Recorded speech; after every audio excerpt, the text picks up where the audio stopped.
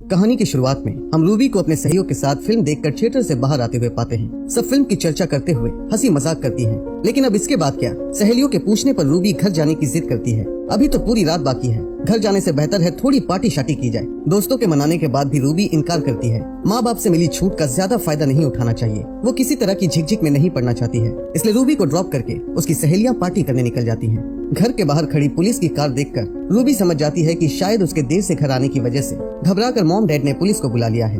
Ruby को जिस बात का डर था वही होता है। अब उसे न जाने कितने सवालों से होकर गुजरना होगा। यही सोचते हुए रूबी घर के अंदर जाती है, लेकिन उसके पैरों तले जमीन खिसक जाती है जब उसे पता लगता है कि पुलिस रूबी के लिए नहीं बल्कि उसके मॉम डैड एक कार एक्सीडेंट में मारे गए हैं। ये जानकारी देने आई है।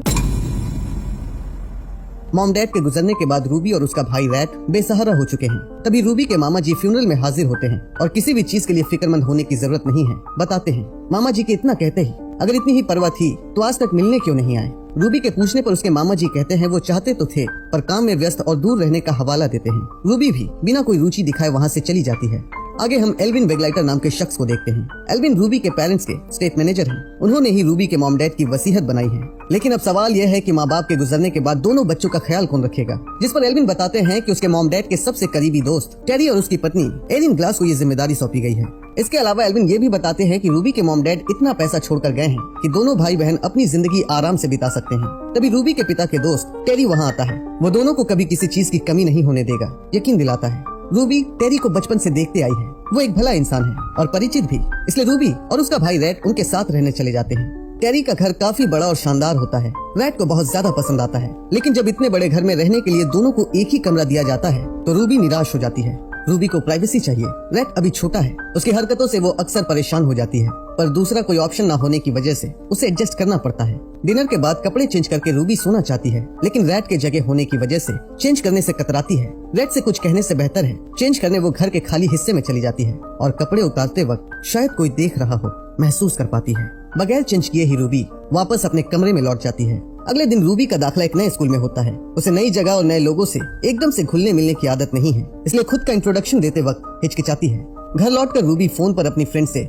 नई स्कूल की चर्चा करती है। स्कूल के बच्चे, यहाँ तक कि स्कूल के टीचर्स तक की बुराई करती है। ये सारी बातें एरिन छिपकर सुन लेती है। एरिन बहुत ज्यादा निराश होती है। वो रूबी को लोगों से घुलने मिलने की सलाह देती है। रूबी एक 16 साल की टीनेजर है, उसमें समझ की कमी हो सकती है। वो ये तो समझती है कि एरिन गलत नहीं कह रही है, बस बुरा इस बात का लगता है कि एरिन ने छिपकर रूबी की बातें सुनी। आगे ड्राइविंग क्लासेस के दौरान एक्सीडेंटल वीडियोस देखकर रूबी इतनी सहम जाती है कि खुली आंखों से ही उसे अपनी माँ दिखाई देती है, जो पहले ही दुर्घटना में मारी जा चुकी है। इतने दिन बीतने के बाद भी रूबी अब तक इस दुख से उभर नहीं पाई है। रूबी का उतरा चेहरा देखकर आखिर बात क्या है एरिन जानना चाहती है।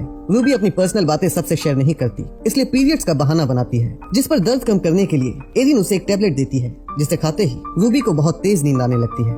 लेकिन आधी रात में टीवी की तेज आवाज से उसकी नींद खुल जाती है और तभी उसे कुछ आवाजें सुनाई देती है।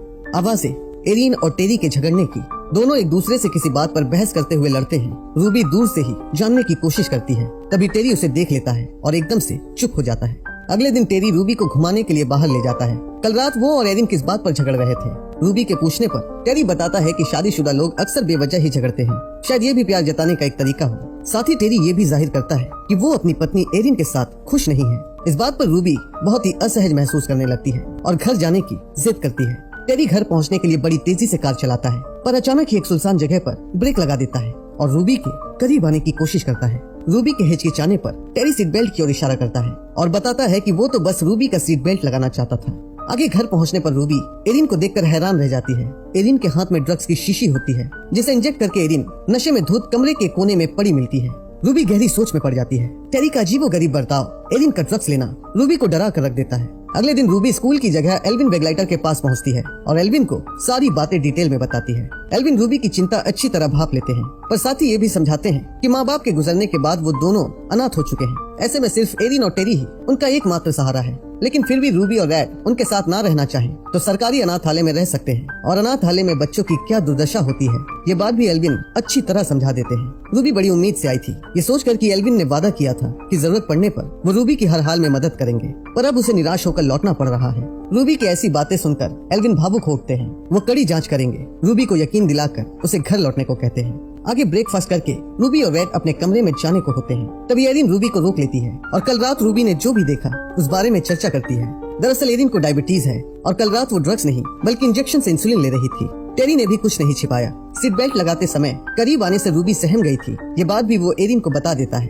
उनकी बातें सुनकर रूबी खुद को मन ही मन कोसती है। जो मदद कर रहे हैं गलतफहमी में उनके बारे में ना जाने क्या क्या शक पाल लिया, सोचकर पछताती है। अगले दिन रूबी स्कूल से सीधे टेरी के ऑफिस जाती है ताकि अपनी गलतफहमी के लिए माफी मांग सके, पर कुछ लोग वहाँ टेरी का कॉलर पकड़कर उसे धमका रहे होते हैं। ये देखते ही घबरा कर रूबी नीचे गैरेज की ओर चली जाती है। उसे वहाँ एक वैसी ही कार दिखाई देती है जो उसके डैड के पास भी थी। उसी वक्त टेरी वहाँ पहुँच जाता है और हड़बड़ी में रूबी को साथ लेकर घर की ओर चल देता है। एक बार फिर से रूबी के दिमाग में शक पैदा होने लगता है। वो इंटरनेट पर अपने पेरेंट्स की एक्सीडेंटल रिपोर्ट पढ़ती है जिसमें एक BMW कार मेंशन होती है, पर उसके डैड के पास तो BMW कार कभी थी ही नहीं। रूबी तुरंत एल्विन को ईमेल करती है और जानकारी देने के लिए रिक्वेस्ट करती है कि BMW कार किसकी थी जो एक्सीडेंट में बरामद हुई। कहानी आगे बढ़ती है और हम पाते हैं कि एल्विन के कहने पर सोशल सर्विस डिपार्टमेंट की इंस्पेक्टर जांच पड़ताल के लिए घर पहुंचती है। सब कुछ बहुत बारीकी से जांचने के बाद इंस्पेक्टर को कहीं कुछ गलत नहीं लगता है। एरिन और टेरी बच्चों की जिम्मेदारी बड़े अच्छे से निभा रहे हैं, ये बोलकर इंस्पेक्टर वहाँ से चली जाती है। इसी बीच रूबी के हाथ एक लेटर लगता है जो वेस्टकॉट स्कूल से होता है और साथ ही उसके मामा जी का मैसेज भी जो टेरी उससे छिपाता है। अब आगे आधी रात को टेरी को एक कॉल आता है। ये वही लोग थे जो ऑफिस में टेरी को धमका रहे थे। टेरी ने बहुत सारा कर्ज ले रखा है जो चुकाना उसके बस की बात नहीं है। टेरी थोड़ा और वक्त चाहता है, पर वो लोग टेरी और उसकी वाइफ एरिन को जान से मारने की धमकी देते हैं। ये सारी बातें रूबी छिप कर सुन रही होती है। कहानी थोड़ी और आगे बढ़ती है और रूबी को सच का पता लग जाता है। जो BMW कार एक्सीडेंट के वक्त बरामद हुई वो टेरी की थी। इस जानकारी से रूबी के रोंगटे खड़े हो जाते हैं।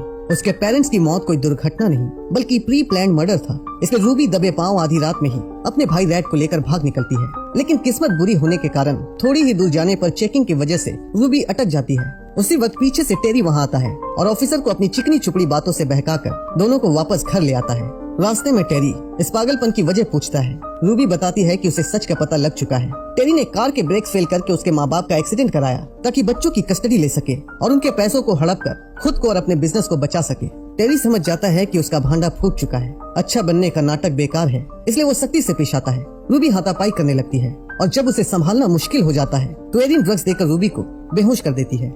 किस्मत की मार ऐसी पड़ती है कि सारा बना बनाया खेल बिगड़ जाता है। रूबी वेस्टकॉट स्कूल की लेटर की एक कॉपी बैंक में फैक्स कर देती है जिससे टेरी को बच्चों की परवरिश के नाम पर मिलने वाले पैसे रोक दिए जाते हैं। इसी बीच रिकॉर्ड में मिली गड़बड़ी और लापरवाही के लिए लाइसेंस छीनकर एरिन को नौकरी से निकाल दिया जाता है। करियर खत्म हो जाने का गम और रूबी के मॉम डैड से किए धोखे के दुख में एरिन ड्रग्स का ओवरडोज ले लेती है और अगले ही दिन मरी हुई मिलती है।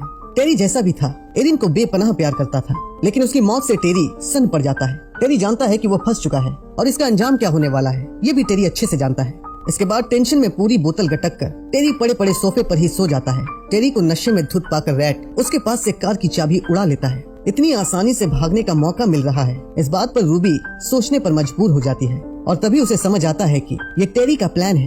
ब्रेक्स फेल करके टेरी ने उसके मॉम डैड को मरवाया था, उसी तरह ब्रेक्स फेल करके उसने चाबी लापरवाही से रखी ताकि रैट आसानी से ले पाए और फिर एक दुर्घटना में दोनों की मौत हो जाए जैसे उसकी मॉम डैड की हुई थी और किसी को टेरी पर शक भी नहीं होगा। रूबी का सोचना भी खत्म भी नहीं होता है कि एल्विन वेगलाइटर पहुंच जाते हैं। झूठ, जालसाजी और पैसे हड़पने के लिए बच्चों की गार्डियनशिप लेने पर एल्विन नाराजगी जताते हैं। जल्दी इंक्वायरी होगी और टेरी बचेगा नहीं, ऐसी धमकी देते हैं। तभी वहाँ पैसे लेने दोनों कर्जदार भी पहुँच जाते हैं। वो यहाँ क्यों आए हैं टेरी के पूछने पर दोनों बताते हैं कि तुम शहर छोड़कर भाग रहे हो, तुम्हारी पत्नी ने फोन पर बताया, लेकिन एरिन तो मर चुकी है। टेरी समझ जाता है कि ये सब किया धरा रूबी का है। बचने के लिए पैसे न चुका पाने का कारण टेरी एल्विन को ठहराता है। एल्विन के समझ में तो कुछ आता ही नहीं है। वहाँ से निकलने की कोशिश में एल्विन और कर्जदार में झड़प हो जाती है और बात न मानने के लिए दोनों चाकू मारकर एल्विन की हत्या कर देते हैं। लेकिन इसके बाद भी टेरी बच नहीं पाता है। दोनों टेरी को उसी कार में बिठा कर ले जाते हैं जिसके ब्रेक्स के वायर टेरी ने खुद काटे थे। टेरी बताने की बहुत कोशिश करता है, लेकिन मुंह पर टेप लगे होने की वजह से वो कुछ बोल ही नहीं पाता है और देखते ही देखते कार बेकाबू होकर खाई में जा गिरती है। वहीं रूबी अपने भाई को लेकर घर से दूर सड़क पर पैदल चलती जाती है। तभी एक ऑफिसर उन्हें लिफ्ट देता है। आगे जाकर एक रोड एक्सीडेंट का पता लगता है। वारदात को देखकर रूबी समझ जाती है कि टेरी नहीं रहा। ऑफिसर थोड़ी छानबीन करता है। उसी वक्त पीछे से उस पर हमला हो जाता है। हमला करने वाला कोई और नहीं टेरी है। वो अब तक जिंदा है। ये देखकर रूबी और रैड दोनों की सांसें अटकने लगती है। टेरी लड़खड़ाते हुए उनकी ओर बढ़ता है। बुरी तरह घबराए हुए रूबी और रैड किसी तरह वहाँ से निकलना चाहते हैं, लेकिन रूबी अभी नहीं तो कभी नहीं, उसे हमेशा भागना ना पड़े ये सोचकर रूबी कार को स्टार्ट करके तेजी से टेरी की ओर बढ़ती है। टेरी के हाथ में गन होता है। वो शूट करने ही वाला होता है कि तब तक रूबी उसे कार से कुचल देती है और तड़प तड़प कर टेरी सड़क पर ही दम तोड़ देता है। खतरा टल चुका है। रूबी और रैड अब सुरक्षित हैं और अपने मामा जी जैक के साथ रहते हैं। मॉम डैड के कब्र पर अपने अनुभव साझा करते हुए रूबी और रैट विदा लेते हैं और इस कहानी का अंत हो जाता है।